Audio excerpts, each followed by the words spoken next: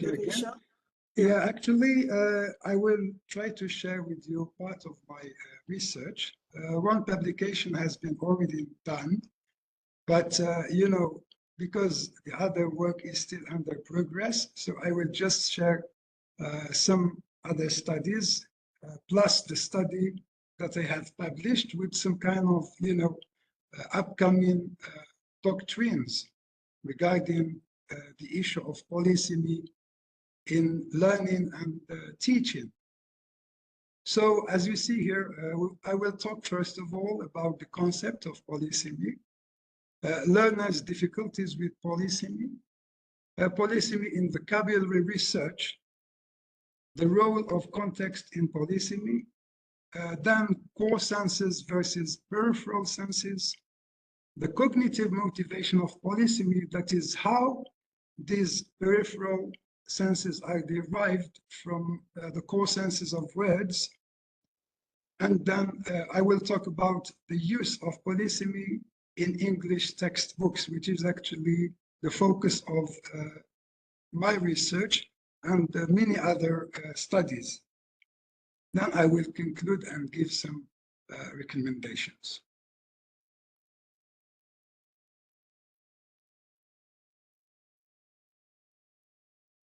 So as you see, polysemy differs from monosemy, which has one meaning, like lucrative or profitable. And many people will say that we have or monosemous words. In English, actually, this is because of the change that happens to language. Because as you know, language never, you know, gets, stuck anywhere. Many new meanings become, you know, more frequent, and others may die. So that's why we can see that most monosemous words become polysemous as well. Later, of course, depending on the need to the word.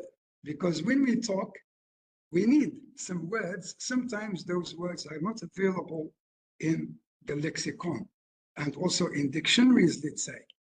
In such case, the speakers may come up with a new meaning while talking about a specific concept.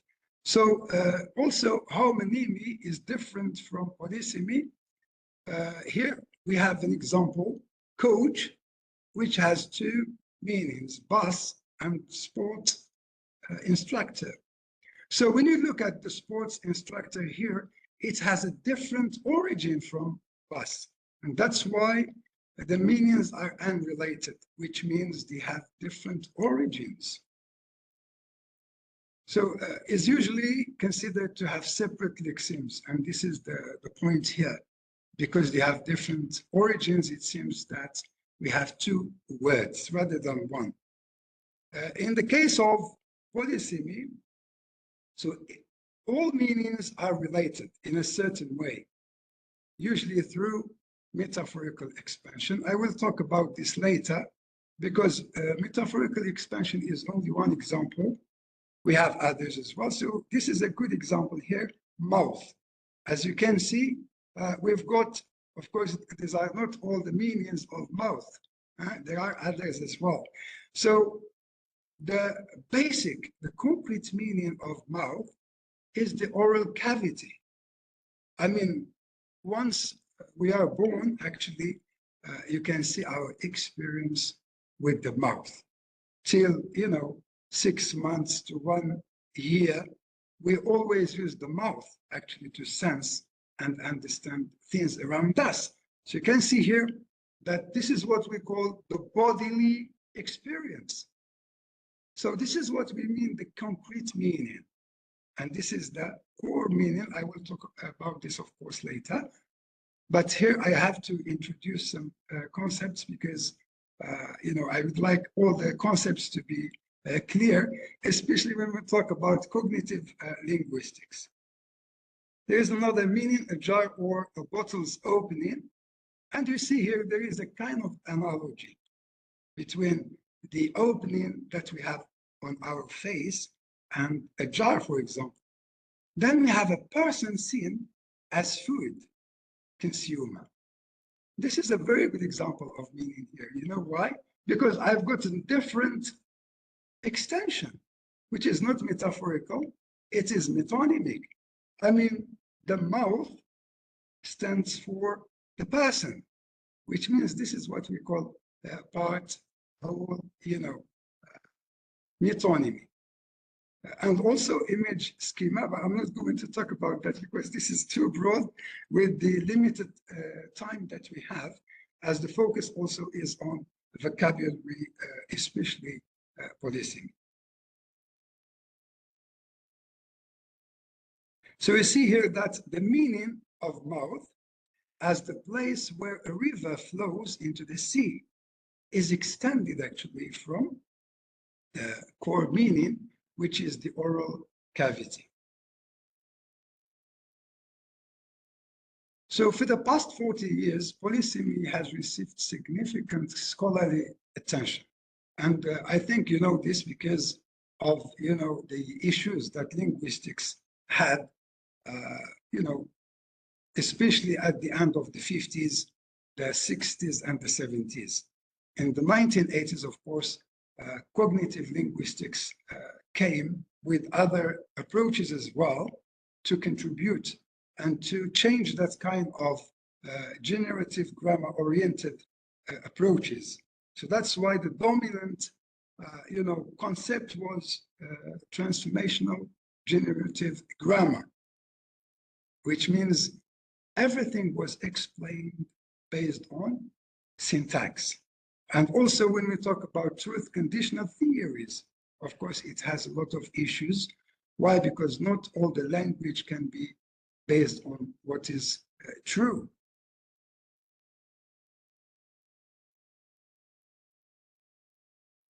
So the point here is polysemy is pervasive in natural languages. If it's pervasive, so how can we avoid it? Previous studies have shown that over 40% of English words have multiple meanings. And this is what I mentioned earlier. No monosemous word can stay forever. It depends on the use by the speakers and the need to a new meaning, which is related to that specific word. So they are also in the 3,000 most frequently used words in the English language. And this is a very important point here. I will talk about this in a while, but you know that, before corpora in special, linguistics and also, educational scholars were using intuition. So the language they used to teach was random. Many of the terms or words that were taught weren't actually used in daily life. So that's why there was a big issue. And that's why it is very important to look at, what we call, GSL, the General Service List. But of course, we have 1,000, we have 2,000, we have 3,000, most frequently used words in English that really enables students to be fluent and to be eloquent, actually, in writing. So the point here, the studies confirm that all these 3,000 top frequent words used are polysemous. So how can I focus only on frequency and ignore, the meanings of the specific words?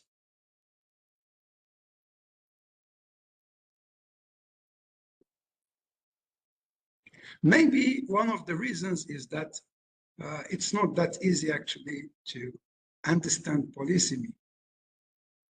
And here, because we can look at the factors provided, in this study actually, Clemens, an important factor is that English language learners may learn one meaning of a word at an early stage and think that they have complete understanding of the word.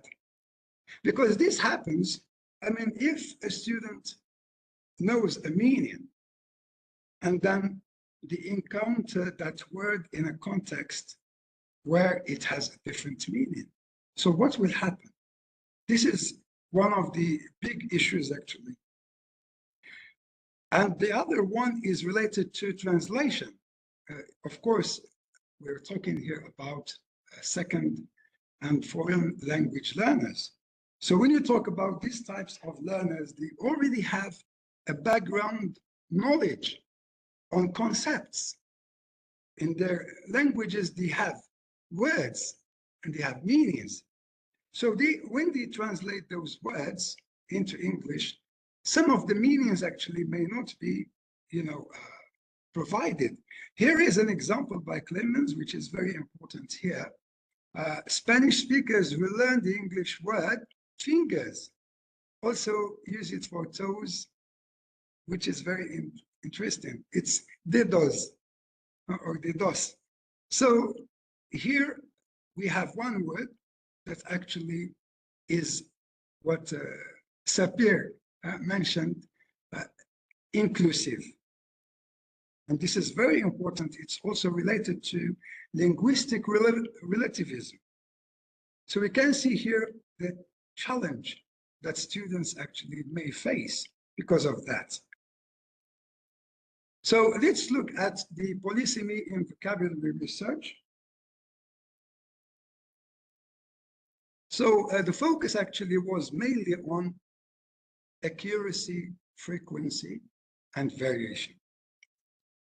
All these concepts are very important in learning vocabulary. No one can deny any of these. However, they are not enough. Why? Because this means that we are only looking at how accurately a student or a learner speaks. And also the frequency, we look at the most frequent words. Those that are not frequent actually are not used at all, as I just mentioned, before corpora and all these studies, starting from the 1980s, they just taught students lists of words that were random. We don't know even whether they will need those words in real life. So then we have variation. This is important also because here we talk about, diversity or lexical diversity. But the issue is that it doesn't only, when we look at contextual context or contextual, development of the lexis. So here, we only look at whether the word is used in different documents. Whether the meaning is repeated, we don't know. So what's the point? If I have a frequent word which is repeated with the same meaning in various documents, is that enough? No. Maybe those documents consist of the same meaning. And that's why actually Schmidt mentioned that the investigations do not examine word meanings or lexical network development. So only the focus is on frequency, and of course accuracy is all the time connected to frequency, and variation as well. All these three concepts. Why? Because they are related to the most frequently used words that are required for a learner to be fluent.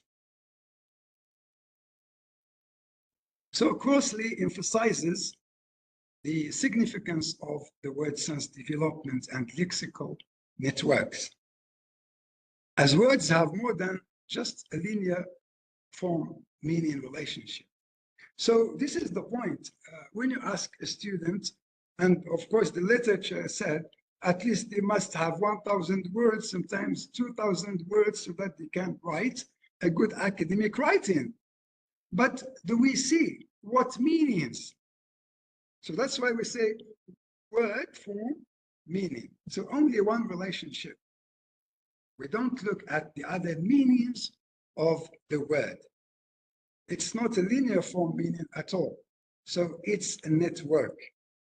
So polysemy-essence relation aids in the formation of the lexical networks due to its association with word and vocabulary richness. So here we're not looking at the number, no, the richness. And I will talk about this when I talk about the difference between breadth and depth. So though the most typical senses of words are usually the most commonly employed, a study of polysemy should include both typical senses and peripheral senses. So of course, this is the outcome of what I've been talking about just now. So here again, when you look at breadth and depth, so we need these two aspects of learning because the number of form meaning pairings that a learner learns is very important. However, it doesn't constitute actually lexical proficiency. Why? Because we have to look at the depth. I mean, we have to look at the word level lexical knowledge features to go beyond the form meaning link. This includes polysemous senses, collocations, hyponymy, and other stuff like synonymy. Synonymy, normally speaking, is more related into, you know, what we call diversity, because the meaning of a word, so the students can really have another word with the same meaning. That's part of lexical diversity. By testing polysemy and collocation rather than target word meanings, vocabulary depth goes deeper than vocabulary size. So you see that the focus was on the size all the time, but we still have problems with, you know, polysemy. And when I say polysemy, I mean there are other phenomena, but I'm just focusing on polysemy here. Like collocations, for example, thanks to corpus linguistics now, we do have excellent utility.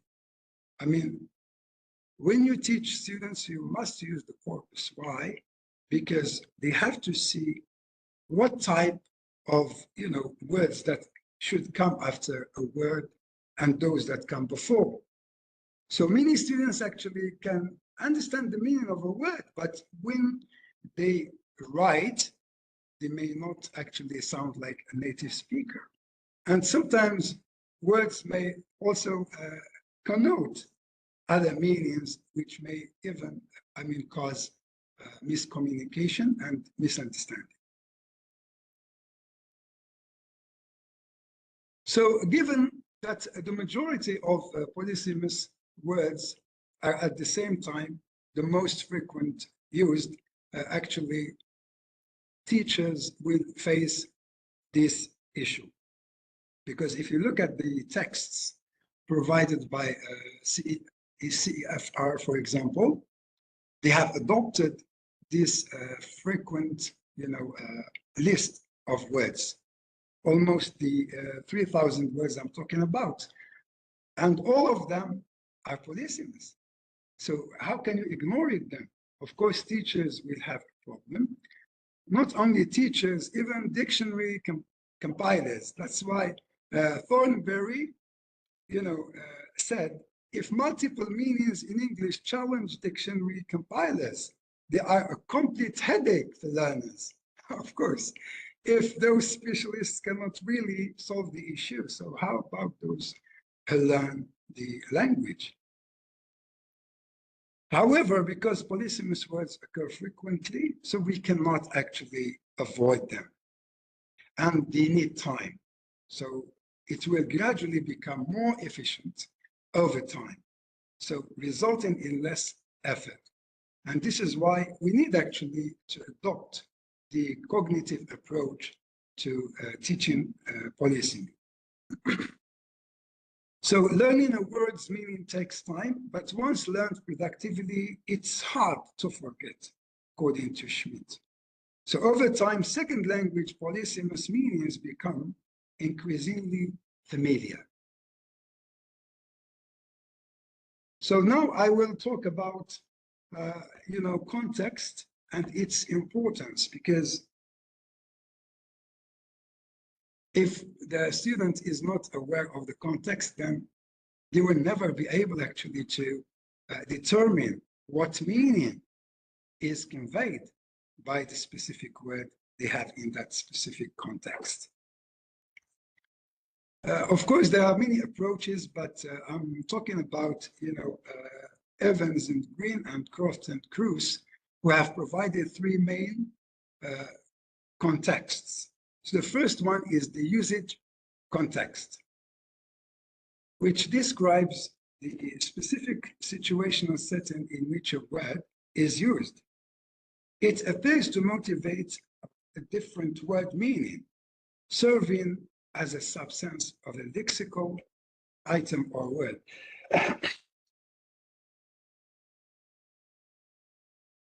We have an example here. Mother, haven't you got a knife, Billy? So when you look at this, of course, you will think that the mother needs a knife as cutlery, because that's what it means. Why? Because Billy at the table, fingering his meat, has a knife in his pocket, but no knife of the appropriate type. He has a knife, but it's not the appropriate. That's why he answered as no. So it's the setting itself that decides the meaning. So Billy is holding a knife, but the setting at the meal table suggests it's a cutlery knife, not the appropriate type.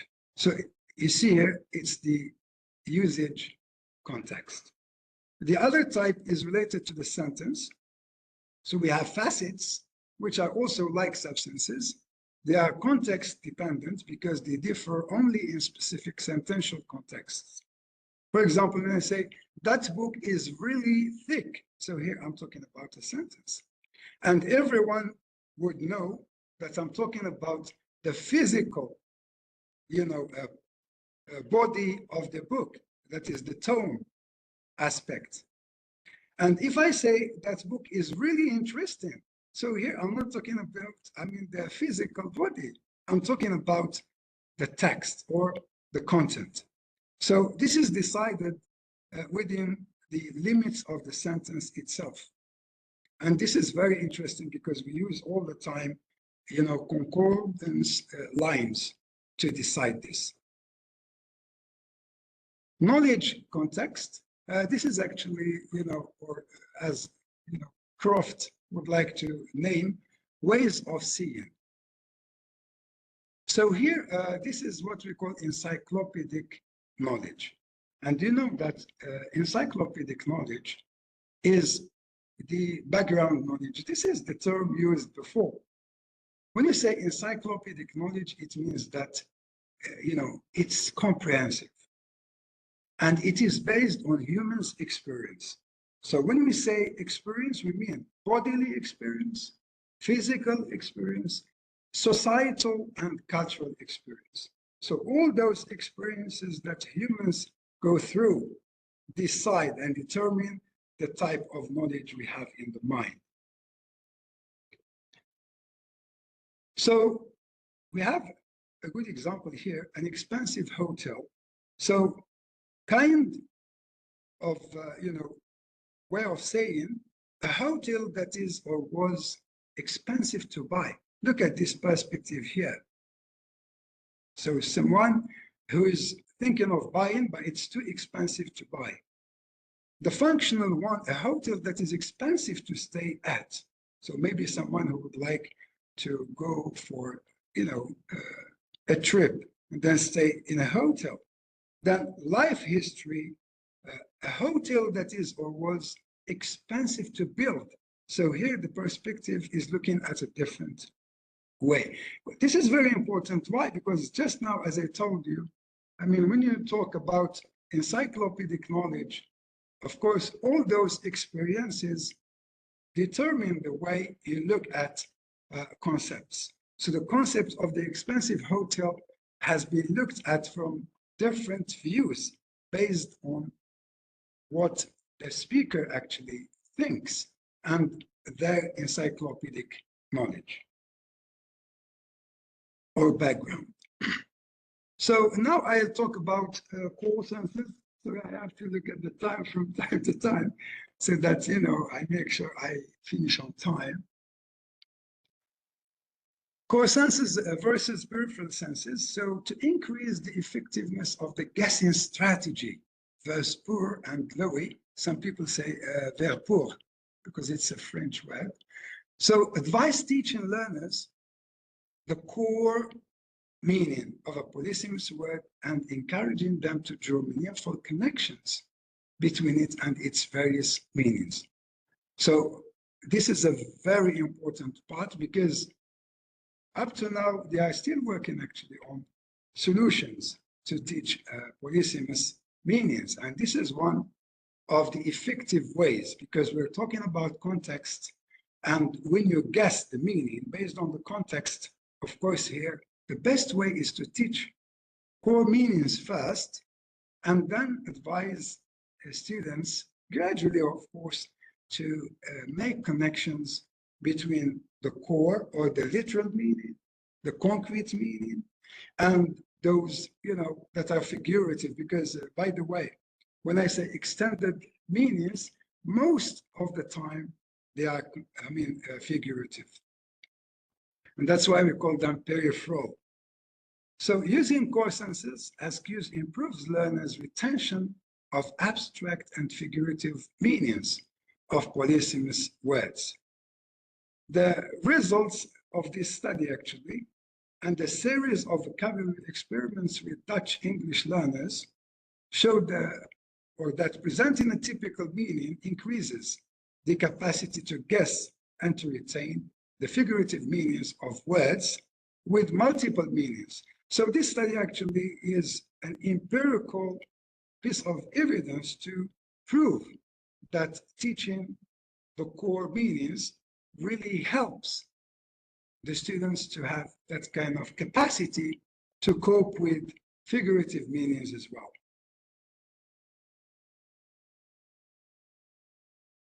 Let's actually define these terms, though I've already talked about them in the very beginning. Core meanings refer to the typical and central use of a word in modern standard English. So they have to be in the center, as you see in the figure here, the core, then the periphery. The core meaning is the one that native speakers consider to be the most literal and central in everyday modern usage. By the way, it has to be literal. That's why we cannot say that the most frequent words can, be, for example, core meanings. It's impossible. Why? I just talked about the change of language over time. How many meanings have really disappeared? How many meanings have become negative, or vice versa? How many meanings have actually been extended lately and became the most frequent? So that's why all the time we look at this and say that, the core meanings must be the concrete ones, must be the literal ones. And that's why the example I gave from the very beginning, talking, for example, about, when we are born. So the first meaning of mouth, that is what we call the bodily experience. And it is concrete. That is the literal meaning. It has to be the core meaning. So all other meanings that come after that or extended are derived from the core meaning. And of course, by motivation of cognitive or, cognitive motivations or cognitive mechanisms, processes, and so on and so forth. Normally speaking, in the literature, they focus on three: conceptual metaphor, conceptual metonymy, and image schematism. Of course, I'm not going to talk about all of this, but I will just mention to what is very important to us when we deal actually with policing.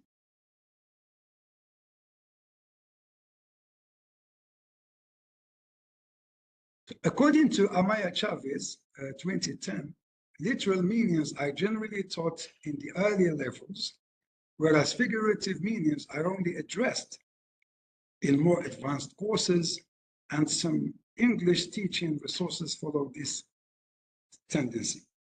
Yes, actually, this is a very good discovery, which is very related to the utility of teaching, the core senses and the peripheral senses later. But the problem is that most English textbooks just, focus on what is the core meaning, and others just list whatever, even if repeating the same meaning in textbooks of different levels.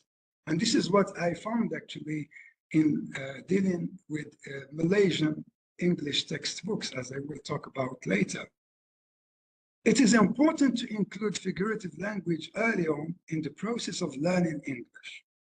So the selection of semantic extensions and the order in which content is presented is even more critical. Another study with the Picker-Perez, by mastering the core senses of commonly used English words and understanding the principles of meaning extension, particularly metaphor and metonymy, speakers can comprehend and construct other related senses. This is actually what cognitive linguists and also all scholars in education advise teachers to adopt these approaches, though they are not complete actually, they are still trying. Why? Because, as I just mentioned, polysemy is a challenging phenomenon. At the same time, there was no focus at all whatsoever on, multi-word meanings, multi-words themselves, because when we talk about compounds, idiomatic expressions, you can also find that English textbooks just list them randomly. Sometimes you cannot find any of them at all. So how are students going to benefit from, this, especially when they encounter these, lexical items when, for example, they cope with other texts, as an example. So this is applicable not only to older individuals who have reached an intermediate or advanced level of learning, but also to children. And that's another issue in many countries, actually. They take some kind of, precaution when it comes to polysemy. But the issue is that they only introduce them to adults rather than to children. And this is actually not acceptable, because there were many studies actually proving that children, especially the native speakers, they start actually understanding figurative language from the very beginning. The moment they get the meaning of the core meaning, which is concrete, then it is not that difficult to guess the other meaning based on the core meaning, because this is what we call family resemblance. So all those words are derived from the core meaning.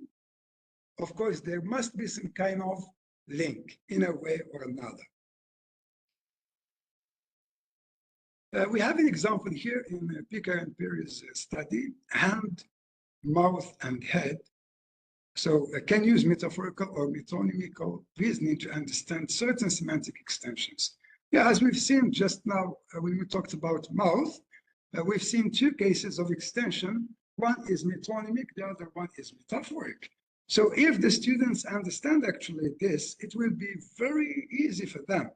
Also, when we look at the other example, head, for example, when you say head of a bag, so you can really see that everyone knows, as a concrete meaning, head is the top part of the body. So then that kind of link can be very easy for the students if they know actually the core meaning and they are aware that there are other extended meanings that are based on the core meaning.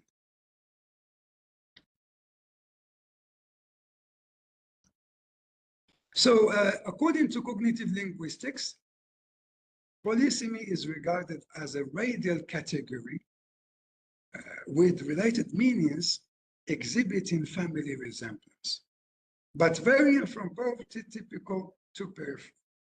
So as I just mentioned, when you say head, it's the, the upper body part. That is the prototypical meaning. So when we talk about the head of, a bird, we know that it is peripheral. The most prototypical meaning is the source from which the other meanings are extended. This is a kind of summary of what I've been talking about earlier. Now, we can also have another example. You can see over, of course, the concrete and the literal meaning as a preposition is above. It can also be meant for covering part or all. And then we have overcoming a difficult situation, then having control. So I'm going to focus on the last meaning. So you see here that the meaning of over, which is above, has generated the meaning of control. Why? Because we have a conceptual metaphor that says control is up and lack of control is down. This is actually happening at the level of the mind or cognition. It's, subconscious. Of course, we have other types of conceptual metaphor that are, intentional. I'm not going to talk about that. It's more into, analysis of politics, but I'm not talking about that here. I'm just focusing on the language used in English textbooks for non-native speakers. So both young learners and adults can benefit from developing motivated associations between word meanings, though children's figurative reasoning is influenced by different kinds of knowledge that vary with age. This is the key, age. Why? Because we know all that while children are, growing, we also know that their knowledge and their cognitive development is under progress. So their thinking, their understanding of the world changes according to the phases they go through. Of course, this is under psycholinguistics, but I'm not going to go into that. I will try to remain within applied linguistics here. Refraining from using figurative language in the materials design may limit this advantage. Of course, a teacher that depends on textbook, for example, if it doesn't enough, or if it doesn't have enough words with different meanings, and he doesn't use this kind of utility from the cognitive mechanism, that really motivate the extensions of meaning, how can students be, cognizant about that? And that's the problem, because they may think that's the only meaning. And when they read, they may misunderstand the text.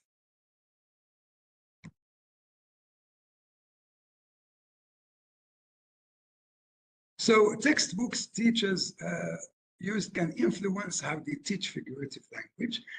This is actually the conclusion about what I've been talking about just now.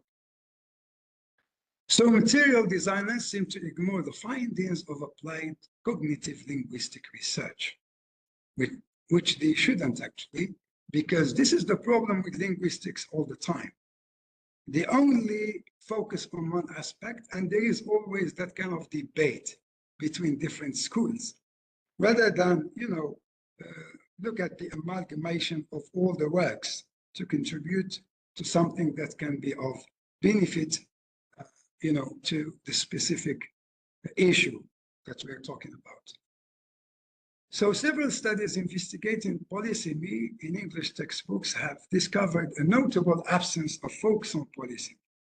Of course, we have many of them, Nation and Waring, Clemens, also my study that I mentioned from the very beginning in 2023. Actually, I'm still working on this, but I don't want to focus only on polysemy. I have to look into some, examples of words that are used in Malaysia, and they are top frequent, to look at, what kind of motivation that exists in this textbook. But as I told you, this work is still under progress. I've already talked about Amaya Chavez, who actually studied run, cool, and hand. And, the researchers' findings revealed that the textbook's authors failed to consider the figurative meaning of several of these words, resulting in a treatment of these words that was random and weak. So actually, this is the same thing in Little More, Nation, and other studies as well. Here is the study I talked about earlier. It investigated the integration of polysemy into non-native English textbooks, close up for intermediate secondary students, and full blast +4 designed for upper secondary students. The study was corpus-based with a data of 500 words and used a sketch engine, word list tool, and concordance lines. Of course, we needed concordance lines to see, the context of the specific line and decide actually the meaning and whether it is peripheral or core and so on. The findings revealed that textbooks under investigation pay little attention to polysemy. More details can be seen here. Most polysemes were in both textbooks. Can you imagine the gap is between intermediate and upper intermediate? And most of the words that had different meanings, the top words actually, they were used in both textbooks. Despite the introduction of concrete and literal meanings with some extended meanings at the intermediate level and the difference between the intermediate and upper intermediate levels, more than 25% of the polysemes in both books had a single meaning. And that meaning actually, which was very, surprising, the same meaning, the concrete meaning. So, which means figurative meaning or the extended or the peripheral meanings were not, adding on what has been studied before. More than 25% of the polysemes in both books had a single meaning, while another 25% had two meanings, which was actually very limited, and less than 25% of the common polysemes had a slight increase in the number of senses and variety of meanings. Here I mean variety of meanings, I mean different meanings. It's different from, lexical variety.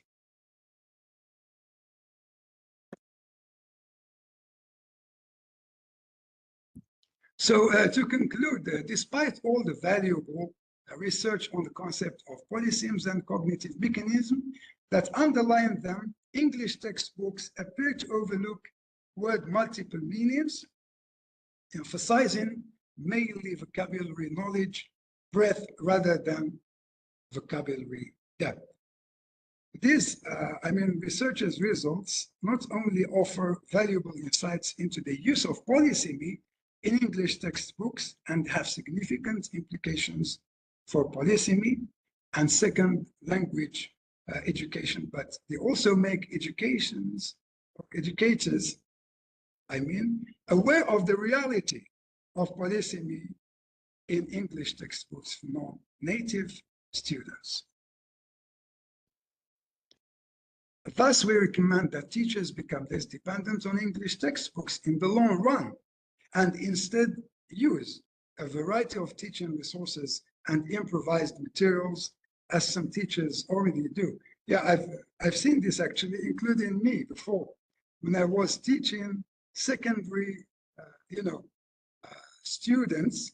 we used actually to use a variety of resources rather than just, one English textbook.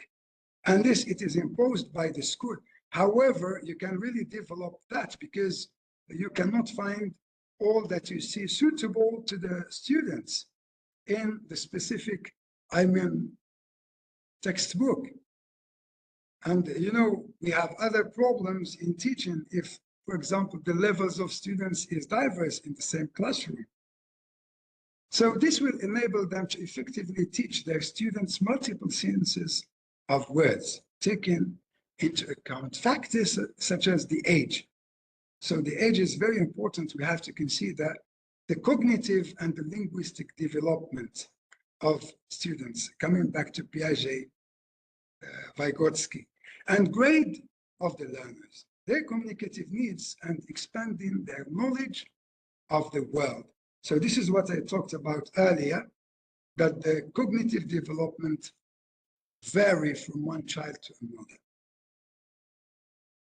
In addition, it is advisable for them to employ a variety of methods when teaching polysemes, particularly those rooted or engraved in cognitive linguistics.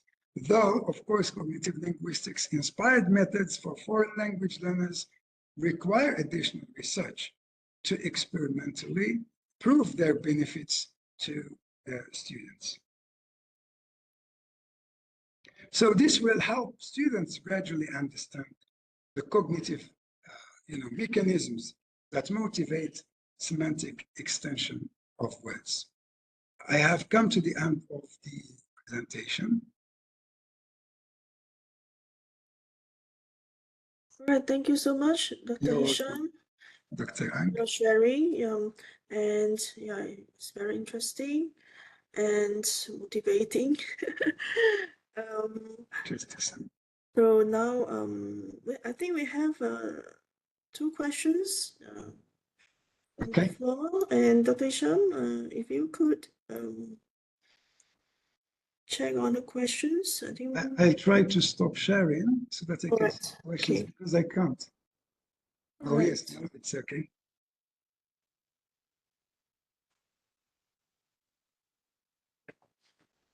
So can you see the questions in the chat box? That was after the links sent by Dr. Wahan, I think. Yes. Yeah. Okay. The first one is by Bima, and then Or do you want me to read the question? No, it's okay. I'm reading it now. Okay, right.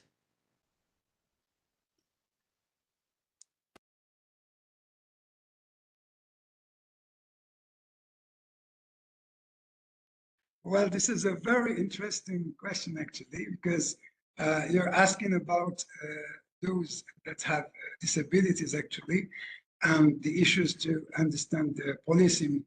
Actually, cognitive linguistics, as I just said, is still under progress. And, normally speaking, we have different syllabi for those who have issues. But in your question, you mentioned disabilities. I'm not sure because we have different types of disabilities, because there isn't only one type of mental issues or those who have cognition problems, which is related to the retention or memory retention. So I'm not sure about which, give me an example, please. When you say disabilities, you have to specify so that I understand what you mean. But as I told you, there are special syllabi. Last time, for example, those who, for example, have a problem with autism, we have actually to give more examples to guide rather than just give the context and leave the students. That's the case. So, which means care is more for that specific person than the others. For instance, as I just said, what I've been talking about, if you teach the students the core meaning and you tell them that there are extended meanings from the core meaning. And you give them examples, actually. So I've seen many texts, actually, I was really shocked because they don't give that type of activities that, for example, give, a sentence and say, determine the meaning of the specific word. And the specific meaning of that word must be figurative. And of course, here, of course, you have to train the students and make sure that they understand the core meaning first. Because if I say, for example, the hand, so we know actually it's the body part of a human being. And then when you say, give me a hand, so of course here, if the person is not aware of the extended meanings, he would say, what? So the meaning will be very weird. But we know that here we're not actually asking you to give me the hand, but to assist me. Then we can look at the connection between providing help and hand. And this is actually related to the bodily experience of humans. So that's why, as I told you, those with disabilities, of course, it varies from one mental issue to the other.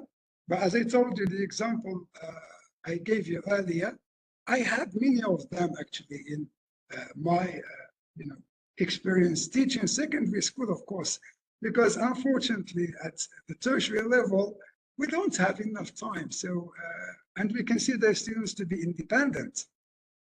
So that's why independent or student-centered learning is not that workable at the secondary level, unless you have a very good classroom or an elite, let's say. I hope I have addressed your question. Otherwise, you can ask me again. Thank you, Dr. Hicham. And we have the second question by Sophie. Sophie. Yeah? Thank you, Sophie, for your question. This is actually a very important question as well. And if you see my explanation from the very beginning, I said polysemy, is a radial category with family resemblance. So we're talking about a tree here, a tree that has a branch. Over time, it grows more branches. So I can give this kind of analogy. So when you talk about polysemy, then you're talking actually about generating new meanings. By the way, we cannot generate new meanings just out of the blue. No, and this is the issue with classical linguistics, because they say language is random or spontaneous. We can actually agree with them because they're looking at only onomatopoeic words, reflect the real concrete object. But actually it's not. Why? Because all the meanings are engraved in our mind, in our cognition. And the cognition actually is based on our bodily, societal, and cultural experiences. So coming back to the question here, when you talk about the semantic pattern of prepositions, all of them actually, whatever semantic extension of a word. And when I say this, it means polysemy. How many doesn't have this? Why? Because we have two different words, and each word has its meaning, but it happens that these two words have the same spelling. Many people can really think it is actually of the same origin. No, we have to double check. So only polysemy has this kind of cognitive and linguistic feature. I mean, the development of new meanings of prepositions are all motivated by the cognitive mechanisms. And earlier, I've shown you the example of mouth. I mean, we've seen actually an extension which was based on conceptual metonymy, and the other one which was based on conceptual metaphor. Sophie, have I addressed your answer or question? Maybe you can ask further questions if it's not clear to you. I know cognitive linguistics is new to some extent, but many of you, of course, are using it as well, though it's not in that kind of, domain education, because it's new. And that's why I said it's still under progress.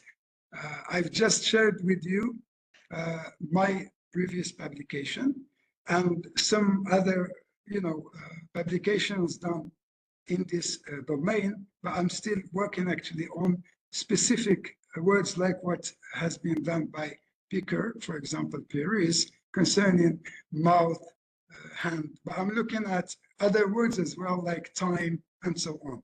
Hopefully I can get some kind of, solution to this issue and suggest.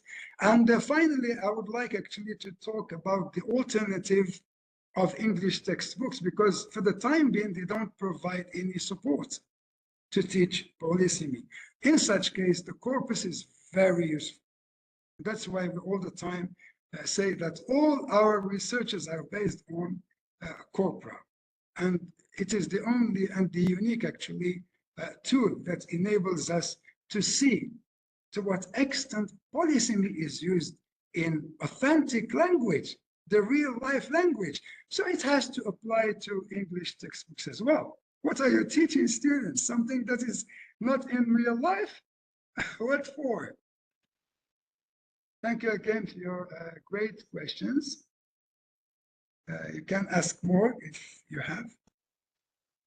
All right, thank you so much, Dr. Hicham. And if we have another question from the floor, and if you would like to ask Dr. Hicham, any questions? Yeah. Rahana? Okay, yeah. One question from me, although my camera is not working. Dr. Hicham, so based on your experience in cognitive linguistics, so I'm wondering from the cognitive linguistics perspective, does it favor explicit teaching, like pointing out to students about polysemy, or is it better to, expose them to incidental learning, like from reading on polysemy? Sorry, can you repeat again, because the first part wasn't clear to me? Oh, okay, all right. So my question is, from a cognitive linguistic perspective, does it favor teaching about polysemy using explicit teaching, or is incidental learning better? Of course, here, this is an interesting question, actually. Thank you so much, Dr. Rahana. I mean, normally speaking, the best way of teaching shouldn't focus on one linguistic phenomenon only. And this is the problem that all teaching approaches faced in the past. As you see, audiolingual, classical grammar school, all the time we have that kind of approach that only emphasizes one aspect. Communicative approach as well, only looking for frequency. And that's the problem why we have this issue of polysemy. Of course, not incidental, because normally speaking, we can teach. And when we teach actually English proficiency, we teach based on themes. And those themes are based on, our real life. So then providing or preparing those texts must consider all the components. I mean, of course, grammar, for example, we never teach grammar per se. It shouldn't be separate. it has to be part of the text itself. So whatever, aspect of language, the four functional skills, let's say, when you talk about pronouncing, etc., all those four. When you talk about listening, speaking, reading and writing.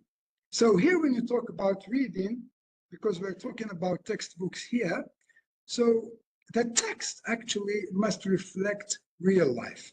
And of course, when it comes to the top used words, it's already applied, especially CEFR, oriented books. But to what extent polysemy is included, it's, I may say, maybe -5%, unfortunately. So this is the point here. We actually advise, text and the curricula designers to embed polysemy, like what it does with grammar, of course, in the current English textbooks. So we cannot teach polysemy per se. It has to be embedded in the text. However, when it comes to, polysemy, teachers actually have to teach their students about what they've been talking about. Introduce four senses, first of all, and you inform the students that there are extended meanings.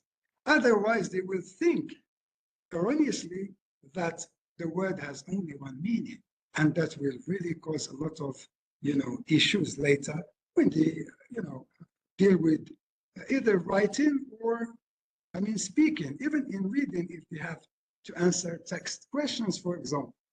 So they have to teach this along with the text, but they shouldn't actually teach, polysemy per se. Why? Because then you will only focus on meanings of words, and that's not the point. The point is to teach them to guess meanings from context. You don't have to tell them, okay, this is what we have. Metonymy, metaphor in extending the meaning of a specific word, like what I mentioned earlier about the preposition over and the noun mouth. But you have to tell them there are extensions. And those extensions are leading to figurative meanings, and let them, and that's why I mentioned activities, unfortunately, that are not available, to provide some questions about, sentences. If it's not available in the textbook, we can use corpus or the corpora. PNC, for example, we can take examples from there and provide students as activities to determine the meaning of a word. I've seen that it's very rare to find that. Sometimes, yes, they say just fill in the gaps using words. That's also useful. However, actually, it doesn't look at the lexical network of words. So that is also context. So we have to encourage students to use context, to be aware of it. And I'd like to talk about bottom-up and text. When you talk about bottom-up, I'm talking about encyclopedic knowledge. And then text, what we have bottom-up is the text. Then top-down is our encyclopedic knowledge. We need both. I earlier introduced 3 types of context. So the first one actually, or the last one, I can't remember, the encyclopedic one, is top-down. Sometimes the student is blurred. He doesn't know the meaning of a word in the text. So they cannot actually go, bottom up in such case. So they have to go top down to check whether they can guess the meaning based on what they have in the mind. These actually can be conveyed by teachers by giving, examples and then giving a lot of activities. So this is an ability. And by the way, it is innate. Every human being has that, but they are not aware of it. So once you teach this and you provide some guidelines to the students, they will be aware and then they will be conscious, as what happened to us. Actually, last time I thought also that metaphor is only literary, but the moment we started studying cognitive linguistics, I realized that no, it is a cognitive, part and mechanism in our thinking. Just observe your speech on a daily basis. We use a lot of hyperbole, metaphorical expressions innately. Of course, I'm not talking about all, because we have also other types of metaphor, but I'm talking about the one that is, a cognitive mechanism in humans' minds. Dr. Rayhana, I hope I haven't dragged you for too long. I hope I have answered your question. Yeah, you have. Thank you very much. You're welcome. Thank you too for your question. Thank you again, Dr. Hicham, Yeah. for the talk today.